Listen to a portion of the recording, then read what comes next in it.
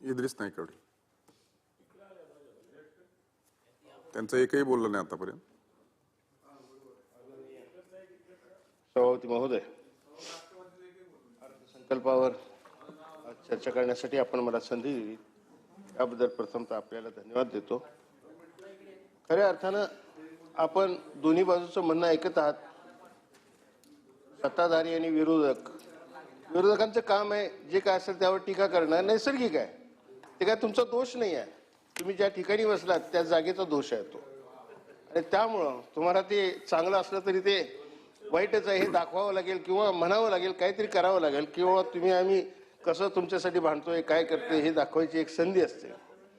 पण खरं सांगू का, एका बाजूला हेच म्हणतायत की आज राज्याची आर्थिक परिस्थिती ढासळलेली आहे, यो आहे त्यो आहे, आणि दुसऱ्या बाजूला असं असताना सुद्धा जर असं आहे तुमचं म्हणणं हे खरं असलं तरी मग आम्ही चालू असणाऱ्या योजना चालू ठेवून पुन्हा नवीन प्रकल्प करतोय, नवीन गुंतवणूक येते आपल्या राज्यात, आणि बाकीची सुद्धा आम्ही नवनवीन योजना यातनं आम्ही सादर करतोय, साकार करतोय, आणि त्यासाठी जी पुरेशी तरतूद आम्ही तिथं ठेवलेली आहे. म्हणजे उलट तुम्ही कौतुक करायला पाहिजे की एवढं ढासळलेली परिस्थिती असताना सुद्धा तुमच्या म्हणण्याप्रमाणे तर ते काय काय करणार. आता मेन तर तुमचं झालं ना, विरोधी पक्ष नेत्यांचं भाषण झालं त्यावर, त्यात काय ते आलं नाही. त्यामुळे तुम्ही मला वाटतं की थोडंसं मनाचा मोठेपणा दाखवून तुम्ही हे अर्थसंकल्प सादर करणाऱ्या आमच्या सरकारचं, माननीय मुख्यमंत्री विशेषतः अर्थमंत्री अजितदादांचं आपण कौतुक करावं अशी एक साधी फोल अपेक्षा आहे माझी आपल्याकडनं. माझं म्हणणं असं आहे, संस्कृतमध्ये म्हटलं जातं सत्यवद धर्मचर, म्हणजे तुम्ही सत्य बोलायला शिका, सत्य स्वीकारायला शिका, म्हणजे तुम्ही खऱ्या अर्थानं धर्माचरण कराल असं मला वाटतंय. आणि हे अजितदादांनी पावलोपावली सिद्ध केलेलं आहे, आणि आज अर्थसंकल्पात सुद्धा ते सिद्ध करतायत. त्यामुळं अर्थसंकल्पातल्या आता या टेक्निकल ज्या गोष्टी आहेत त्या सगळ्यांनी चर्चा केली आहेत. कुठली योजना कशी आहे, काय आहे, किती लोकांना फायदा होणार आहे, जनतेचं कसं हे होणार आहे. काल सुद्धा आम्ही माननीय अर्थमंत्री अजितदादा आणि आपले अर्थ राज्यमंत्री आशिषजी ज्यावेळेस प्रवेशद्वार आले विधान भवनात, त्यावेळेला सर्व सदस्यांनी आम्ही त्यांचं स्वागत केलं आणि त्याला एक वेगळ्या स्वरूपाचा आम्ही बुके दिला दानवे साहेब. आणि त्या बुकेमध्ये 3 फुलं होती. एक सुवर्ण फुल होतं, एक चांदीचं फुल होतं, आणि एक ओरिजिनल गुलाबचं फुल होतं. सांगतो ना मी, सोनं यासाठी की या महाराष्ट्राचं सोनं होणार आहे आता, आणि चांदी यासाठी की या महाराष्ट्रातल्या जनतेला, तमाम जनतेचं चांदी होणार आहे. आणि ह्याबरोबरच महाराष्ट्राची अस्मिता आणि महाराष्ट्राचं हे जे काही ठेवा आहे आमचा, त्याचा सुवास या ठिकाणी या गुलाबाच्या माध्यमातून दरवळणार आहे.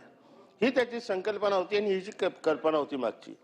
माझं म्हणणं असं आहे की आजपर्यंत जे जे झालं ते ठीक आहे, पण विभाग वाईज तुम्ही सारखं प्रत्येक बजेटमध्ये मग ह्या विभागाला कमी धरलंय, ह्या विभागाला जास्त धरलंय, ह्या विभागाला काहीच धरलं नाही, असं करून लोकांच्यात एक संभ्रम निर्माण करून लोकांच्यात दुफळी निर्माण करायचा सातत्याने प्रयत्न विरोधकांच्याकडनं होतोय. पण हे खरं नाही आहे.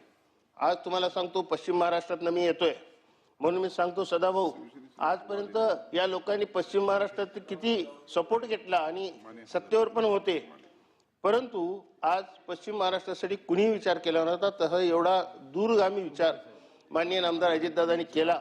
आणि म्हैसाळसारखी योजना, म्हैसाळ टिंबू योजना जी आज सांगली, सातारा वगैरे आमच्या ह्या दुष्काळी भागात आणि पूर्व भागात या ठिकाणी कार्यरत आहे, आणि त्यामुळं अनेक शेतकऱ्यांना आज पाण्याच्या क्षेत्राखाली अनेक सिंचनी क्षेत्र तिथलं वाढलेलं आहे. या योजनेच्या बाबतीत सातत्याने वीज पुरवठ्याच्या बाबतीत आणि वीज बिलाच्या बाबतीत सातत्याने तक्रारी होत होत्या, आणि मध्ये आधी या योजनेला अडथळा यायचा. हा विचार करून या ठिकाणी 1500 कोटी रुपयाचं त्या ठिकाणी सौर ऊर्जा प्रकल्प केवळ आणि केवळ म्हैसाळ योजनेसाठी या ठिकाणी धरला. एवढा दूरगामी विचार आजपर्यंत कोणी केला नव्हता, तो अजितदादांनी केला. म्हणून मी विशेषतः या भागातल्या जनतेच्याकडून अजितदादांचं या ठिकाणी आणि या सरकारचं, देवाभाऊंचं, एकनाथजी शिंदे या सर्वांचं या ठिकाणी अभिनंदन करतो. परंतु हे सगळं करत असताना काही अजून मागण्या आहेत त्यात माझ्या थोड्या आहे. अर्थसंकल्प काय सगळं परिपूर्ण असते असं नाही. आम्ही सर्वांनी त्यावर सूचना द्यायच्या असतात आणि त्यानुसार मग त्यात ॲडिशन करेक्शन होत असतं. माझं म्हणणं असं आहे की मी ज्या विभागातनं येतो, ज्या विभागाचं विशेषतः मी काम करतो, जे शैक्षणिक क्षेत्र असेल किंवा अल्पसंख्याकांचं एक क्षेत्र असेल किंवा माझं सांगली जिल्हा एक क्षेत्र असेल किंवा पश्चिम महाराष्ट्र असेल, त्या बाबतीत मी सांगतो की आज 50-60 वर्ष झाली तुम्ही आम्हा लोकांची केवळ अल्पसंख्याकांची या ठिकाणी मतं घेतली आणि त्यांना द्यायचं मात्र काही केलं नाही कधी. नुसतंच हा बाई ते बाई करून आपलं सगळ्यांना कुरवाळून आपलं दिवस काढून नेले तुम्ही. पण या सरकारनं एवढा ऐतिहासिक निर्णय केला, सगळ्या घटकांना ज्या पद्धतीनं संस्था स्थापन केल्या त्यांची शैक्षणिक प्रगती व्हावी म्हणून, तशी अल्पसंख्याकांच्यासाठी म्हणून मायनॉरिटीसाठी म्हणून त्या ठिकाणी मार्टीची स्थापना केली. आणि त्यासाठी काल आशिषजींनी आपल्या भाषणात सांगितलं, मला आनंद वाटला, समाधान वाटलं की मार्टीसाठी म्हणून आवश्यक ती तरतूद सुद्धा या संकल्पनेत अर्थसंकल्पात केलेली आहे. मला वाटतं आशिषजी आपण आकडं सांगायचं राहून गेलंय, नंतर आपल्या ह्याच्यात ते आपण कव्हर करून सांगावं, जेणेकरून हा एक ऐतिहासिक निर्णय झालेला आहे. पिढ्यानं याचा उपयोग होणार आहे. आज या समाजातली आर्थिक परिस्थिती बरोबर नाही आहे म्हणून मुलं जरी हुशार आहेत, स्कॉलर आहेत, तरीही त्यांना आपण त्या ठिकाणी त्या पद्धतीचं त्या पातळीचं शिक्षण आणि ट्युशन देऊ शकत नव्हतो आणि त्यांना प्रायव्हेटरित्या ते घेणं अशक्य होतं. पण ही सोय आता या मार्टीच्या माध्यमातून मिळणार असल्यामुळं या समाजातले या पिछड्या समाजातल्या घटकांना त्या ठिकाणी त्याचा उपयोग होणार आहे आणि त्यांची मुलं कुठेतरी या पद्धतीने MPSC UPSC IPS अशी जी काही एक्झाम्स आहेत याला पार करून या ठिकाणी शासनात कुठेतरी आता बसलेले दिसणार त्या पुढच्या काळात भविष्यात. त्यामुळं त्याबद्दलही मी शासनाचे या ठिकाणी अभिनंदन करतो. अल्पसंख्याक विभागासाठी यावेळेला सुद्धा एक अत्यंत चांगली तरतूद केलेली आहे. 700 कोटी रुपयाची पहिल्या टप्प्यात तरतूद केलेली आहे आशिषजी, असं मला वाटतंय. आणि पुन्हा कमी पडलं तर वाढवून देण्याचा जो शब्द या ठिकाणी आपण दिलेला आहे. अल्पसंख्याक विकास विभागामार्फत मागं काय झाले माहिती नाही, पण यावर्षी नियोजनबद्ध पद्धतीनं ते काम होणार आहे. कारण अल्पसंख्याक समाजाच्या ज्या काही स्थळं आहेत, काही संरक्षित करण्याची गरज आहे, त्याची गरज खास आहे. कारण ग्रामीण भागात काय होतंय की एखाद्या मूठभर कुणीतरी 2-4 लोक उठतात आणि त्या अल्पसंख्याक समाजाची संख्या तिथं कमी असते आणि म्हणून त्याचा गैरफायदा घेऊन काहीतरी उपद्व्याप करण्याचा प्रयत्न करतात. अशा वेळेला ते सगळे मालमत्ता संरक्षित करणं हे मला वाटतं प्राधान्यक्रमानं यावेळेला अल्पसंख्याक विभागानं ठरवलेलं आहे आणि त्यासाठी जे त्यांचे प्रयत्न सुरू आहेत त्याला निश्चितपणानं सराव तेवढं कमी आहे. हे सगळं होत असताना माझी काही मागणी आहे की आपण उर्दू शाळा अल्पसंख्याकांचा एक महत्त्वाचा भाग आहे. उर्दू शाळा किंवा जैन बहुल जे काही विद्यार्थी असणाऱ्या शाळा आहेत त्यांच्यासाठी म्हणून आपण मूलभूत सुविधासाठी म्हणून थोडंसं माझा तो एक प्रस्ताव आहे, तो नंतर येणारच आहे, आपल्याला लक्षवेधी माझी आहे त्यावरची, की आपण खाजगी संस्थांना अल्पसंख्याकांचे दाखले देतो, त्यांना सर्टिफाईड करतो मायनॉरिटीज आहेत म्हणून आणि त्या माध्यमातून त्यांना काही मूलभूत सुविधांसाठी आपण निधी आपल्या शासनाकडनं उपलब्ध करून देतो. पण आपल्या स्वतःच्या शाळा आहेत, जिल्हा परिषद असतील, नगरपालिका असतील, महापालिका असतील, यांच्या शाळांना मात्र आपल्या शाळा असून सुद्धा त्या अल्पसंख्याक बहुल जर विद्यार्थी तिथे शिक्षण घेत असतील तर त्यांना मात्र आपण देत नव्हतो. तर ह्या वर्षीपासून तेही आता करावं लागणार आहे. माझी लक्षवेधी त्यावरची आहे, ते येईल त्यावेळेला मी त्यावरचं सविस्तर बोलेनच. आणि दुसरी गोष्ट, मी ज्या शहरातनं येतो ते सांगली महापालिका, आता ते मागचं काढणं बरोबर नाही की त्यावेळेला ऍक्च्युली ती महापालिका होण्याच्या लायबल नव्हतं, तरी पण कोणाच्या तरी हट्टाखातर आग्रहाखातर ती महापालिका केली गेली आणि त्याची अवस्था अशी झाली की प्री मॅच्युअर बेबी जसं म्हणतात की प्री मॅच्युअर बेबी, आणि त्या पद्धतीने त्या महापालिकेची आज 25 वर्ष झाली तरी अजून काय मेळ लागेना आणि अजूनही काय त्या व्यवस्थितपणानं चालण्याच्या स्थितीत नाही आहे. अशा वेळेला सांगली शहरासाठी म्हणून सगळ्यात आज महत्वाचा भेडसावणारा प्रश्न आहे. मी सांगितलं की आता आलमट्टीचाही विषय आलाय आपल्या पुढं की आलमट्टीची उंची वाढवली जाणार आहे, पण नाही आहे. मी तुम्हाला सांगतो की आलमट्टीची उंची वाढवली जाईल, केली जाईल, यासाठी शासन आपल्या परीनं भाग घेईल त्यात की उंची वाढवू नये यासाठी. परंतु जी उंची वाढवली गेली नाही तरी कधी कधी महापुराला जे काही तोंड द्यावं लागतं त्या कोल्हापूर जिल्ह्याला आणि सांगली जिल्ह्याला, त्यासाठी ही जे काही शहरं आहेत मोठी जे नदीला लागून आहेत त्यांच्यासाठी तटभिंतीचं प्रयोजन करण्यासंदर्भात मी सूचना केलेली होती.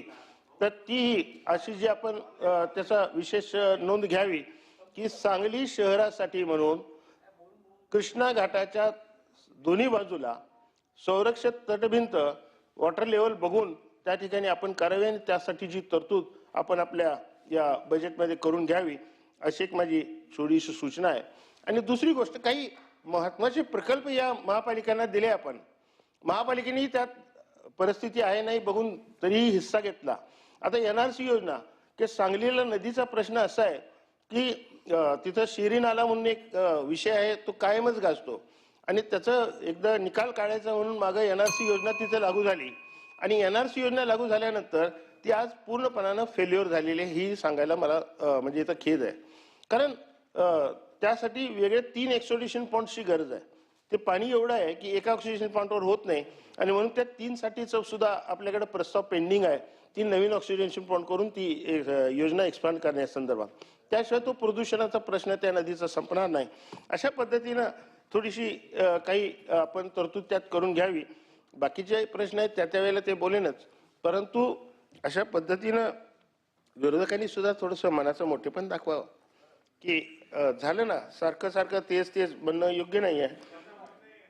नाही, त्यांचं ठीक आहे, त्यांची मानसिकता काय असेल ते असेल, पण माझं म्हणणं आहे त्यांना आणि माझा एक शेर आहे त्यांच्यासाठी खास की नजर बदलो नजारे बदल जाएंगे. दानवे साहेब, नजर बदलो, दृष्टी बदला, तुमची बघायचा दृष्टिकोन बदला, सगळं बदलेल, जग बदलेल.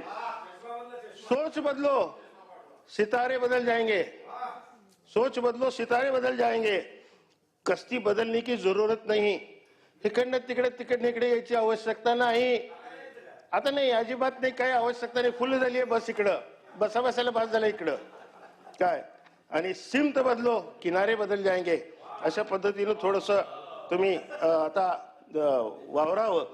आणि एक आहे की ठीक आहे, विरोधक म्हणून थोडंसं आम्हाला जास्तच बहुमत मिळालं तुमच्या अपेक्षेप्रमाणे, तुमच्या अपेक्षेपेक्षा जास्त बहुमत मिळालं, त्यामुळे थोडं तुमची अवस्था मी मानसिकता समजू शकतो. जसं असतं ना, खिसियानी बिल्ली खंबानोचे, खिसियानी बिल्ली खंबानोचे, त्या बिल्लीला काही कळत नाही मांजराला, ती आता काय करायचं म्हणून आपलं नोचत असते. तसं खिसियानी बिल्ली खंबानोचो ही अवस्था तुमची झालेली आहे. पण थोडंसं मनाचा मोठेपणा दाखवा आणि मान्य करा की कशीही परिस्थिती असली तरी सादर केलेला अर्थसंकल्प हा महाराष्ट्राच्या जनतेला दिलासा देणारा आणि त्यांच्या जीवनावर उंचवणारा आहे. म्हणून मी या अर्थसंकल्पावर एवढेच आज बोलतो आणि सारखं सभापती साहेब बेल वाजवत आहेत, हे काही चांगलं नाही माझ्यासाठी, म्हणून मी थोडंसं माझं भाषण आवडतं घेतो. जय हिंद, जय महाराष्ट्र. सचिन आहिर.